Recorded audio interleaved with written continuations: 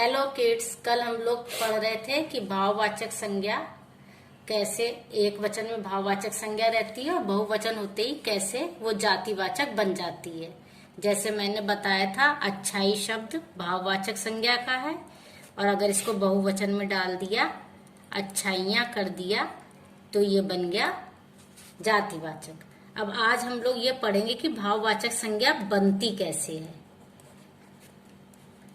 आपके कोर्स में ये बहुत ज्यादा आता है, भाववाचक संज्ञा को बनाना कैसे बनती है।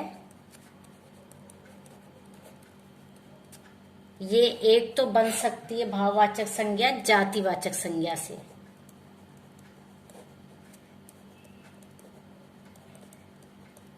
फिर ये बन सकती है सर्वनाम से, और विशेषण से, क्रिया से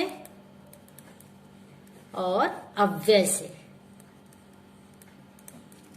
देखो, जातिवाचक संज्ञा से भाववाचक प्रत्यय लगा के बनती, लास्ट में प्रत्यय शब्द जुड़ते हैं तो भाववाचक संज्ञा बन जाती है। जैसे नेता शब्द लिखा है, ये जातिवाचक है, इसमें त्व प्रत्यय जुड़ के बन जाती है नेतृत्व।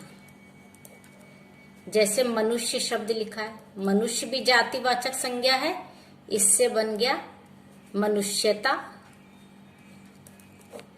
इसी तरह से बहुत से जातिवाचक शब्द होते, जैसे प्रभु, प्रभुता। तो इसमें सब में देखिए प्रत्यय लग रहा है, यहाँ त्व प्रत्यय लगा है, यहाँ ता प्रत्यय लगा है, यहाँ पे ता प्रत्यय लगा है। ऐसे ही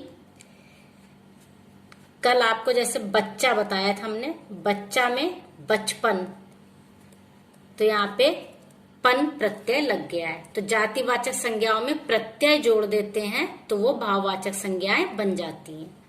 अब सर्वनाम से भी भाववाचक संज्ञा बनती है। जैसे अहम, ये सर्वनाम शब्द है, इससे बनेगी अहंकार। निज शब्द सर्वनाम शब्द है, इससे बनती है निजता। इससे दो बन सकती, ता प्रत्यय लगा के भी और निजत्व भी बन सकती है। ऐसे ही जैसे मम शब्द है, ये भी सर्वनाम है, इससे बन सकता है ममत्व। अपना से, अपना भी सर्वनाम शब्द है, इससे बनता है अपनापन। तो इस तरह भाववाचक संज्ञाएं। अब विशेषण से कैसे बनेगी? जैसे काला, रंग होता है किसी का काला, इससे बनेगी कालीमा। अगर हरा है तो क्या बनेगा? हरियाली। इसी तरह से वीर, वीर विशेषण शब्द, किसी व्यक्ति के लिए वीर व्यक्ति जा रहा है तो इससे बना वीरता। इसी तरह से क्रिया से भी बनती हैं भाववाचक संज्ञाएं। जैसे क्रिया शब्द है सींचना, पानी से हम लोग सिंचाई करते हैं खेतों की, तो इससे बनेगा सिंचाई। और काटना, ये भी क्रिया शब्द है, इससे बना कटाई। इसी तरह से बुनना, ऐसे बहुत से शब्द हैं जिनमें आई प्रत्यय, इसमें देखिए आई प्रत्यय जुड़ा है। काटना में, काट में आई प्रत्यय जुड़ा तो कटाई हुआ, सींचना में आई प्रत्यय जुड़ा तो सिंचाई हुआ, बुनना में जुड़ा आई प्रत्यय तो बुनाई हुआ। इस तरह से आवट प्रत्यय जोड़ के भी बुनाई भी हो सकता, आवट प्रत्यय जोड़ के भी बुनना का बनेगा बुनावट। ये क्रिया से भाववाचक संज्ञा बन गई है। अब अव्यय से भी बन सकती हैं। जैसे दूर शब्द, इससे बनेगा दूरी। आप सोचेंगे अव्यय क्या होता है, आपको बताया था अविकारी शब्द जिनमें चेंज नहीं होता है। आप कहेंगे यहाँ पे चेंज हो रहा है, ये भाववाचक संज्ञा बन के आया तब चेंज हुआ। अगर हम कहें वह गाय दूर खड़ी है, गाय के लिए कह रहे जानवर के लिए, तो भी दूर शब्द रहेगा। अगर हमने कहा राम मुझसे दूर खड़ा है, तब भी दूर खड़ा है। सीता मुझसे दूर खड़ी है, तब भी दूर। तो ये अव्यय है। अव्यय से भी भाववाचक संज्ञा बनी दूरी, दूर से बनी दूरी। ऐसे ही तेज से बनी भाववाचक संज्ञा तेजी। इस तरह अव्यय से भी भाववाचक संज्ञाएं बन जाती हैं, जैसे शीघ्र से शीघ्रता। ये भाववाचक संज्ञाएं बहुत इंपॉर्टेंट है। ये आपको आपकी किताब में पेज 79 और ये पेज 80 और 81 ये जो टेबल बनी ये आपको अच्छे से याद कर लेनी है, क्योंकि ये बहुत किताब कोर्स में आती है। सिलेबस में भाववाचक संज्ञा बनाने को बहुत आता है और ये 9th में भी आता है। आपको 9th के अकॉर्डिंग अब 8th में पढ़ाई करनी है। ये तो इसमें लिमिटेड दी है, आपको बिल्कुल इस बार बार प्रैक्टिस करके इसको बहुत अच्छे से स्ट्रॉन्ग कर लेना। ये भाववाचक संज्ञाएं बनाने को बहुत आती है। अब इसके बाद हम लोग आज पढ़ेंगे जो कल हमने आपको ये संज्ञा के भेद के चार्ट में बताए थे, दो भेद और समूहवाचक और द्रव्यवाचक। जो हमने बताया था कि कुछ विद्वान इसको जातिवाचक संज्ञा का ही भेद मानते हैं, कुछ अलग कर लेते हैं, लेकिन एक्चुअल में हम जातिवाचक का ही भेद मानेंगे। अब हम आपको समूहवाचक और द्रव्यवाचक समझा रहे हैं। एक बात और सुन लीजिए, ये जो चार्ट मैंने कल बनाया था ये आप कॉपी में बना लीजिएगा। इस तरह संज्ञा भेद हेडिंग डाल के व्यक्तिवाचक, जातिवाचक, भाववाचक और जातिवाचक के ये चार्ट जरूर बना लीजिएगा, जिससे कॉपी खोले तो फटाफट समझ आ जाए कि कौन से किसके भेद हैं। ये चार्ट आप बना लीजिएगा। अब हम लोग पढ़ते हैं पहले समूहवाचक। समूहवाचक जिसे इंग्लिश में हम कलेक्टिव नाउन कहते हैं, यानी एक पूरा ग्रुप। अगर हमने टीम कहा तो टीम में कोई एक जना नहीं है, इसमें पूरे, अगर क्रिकेट की टीम है तो पूरे 11 खिलाड़ी हैं, तो इसे टीम का, इसको हम समूहवाचक संज्ञा कहेंगे। ऐसे ही हमने सेना कहा, सेना में कोई ये एक वचन का शब्द तो एक वचन का ही है, लेकिन इसमें बहुत सारे सैनिक हैं, बहुत सारे सैनिक हैं इसमें, और इसलिए ये भी समूहवाचक है। इसी तरह हम परिवार कहते हैं।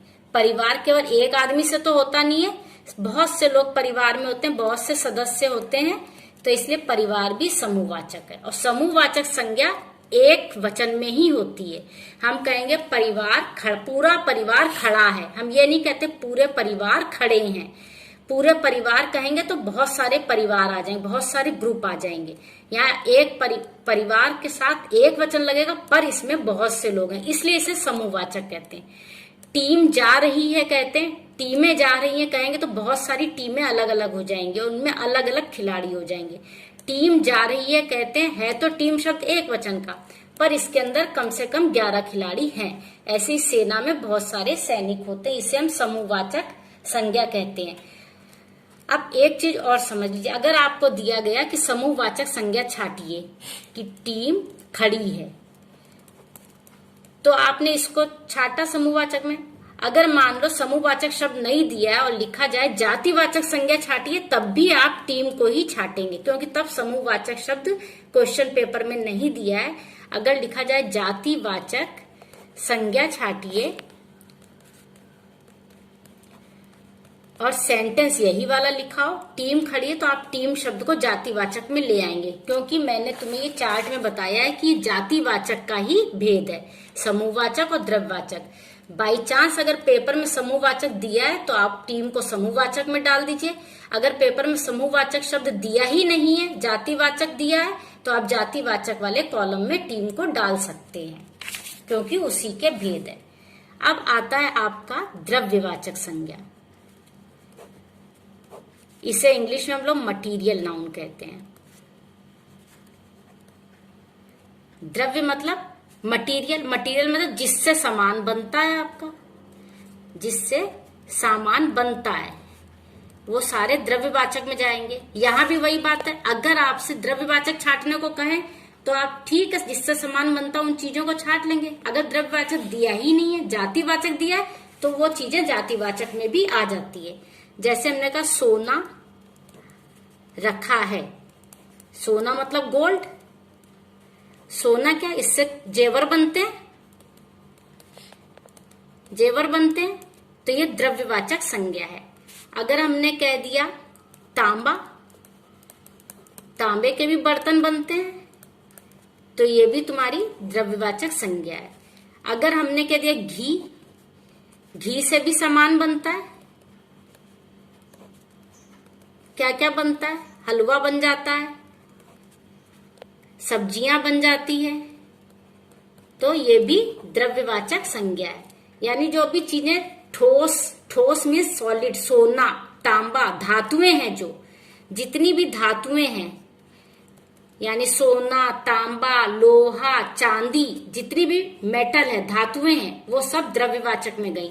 जितना भी जो तुम्हारा द्रव्य लिक्विड है, घी है, तेल है, पानी है, इनसे तेल से भी सामान बनता है, पानी का भी हम चीजों में यूज करते हैं, और सब आता ये एक वचन में। तेल रखा, तेल रखे हैं नहीं कहते, पानी रखे हैं नहीं कहते, आता एक वचन में है, और ये द्रव्यवाचक संज्ञाएं हैं जिनसे सामान बन रहा है। सोना से जेवर बनता है, तांबे से बर्तन बन जाते हैं, चांदी से भी बर्तन और जेवर बन जाते हैं, लोहे का भी सामान होता है, तेल, पानी, घी, ये सब चीजें जो हैं ये द्रव्यवाचक संज्ञाएं होती हैं। अब द्रव्यवाचक और समूहवाचक, इन दोनों को हम जातिवाचक भी कह सकते हैं। अगर मान लीजिए प्रश्न पत्र में यह आया कि निम्नलिखित में से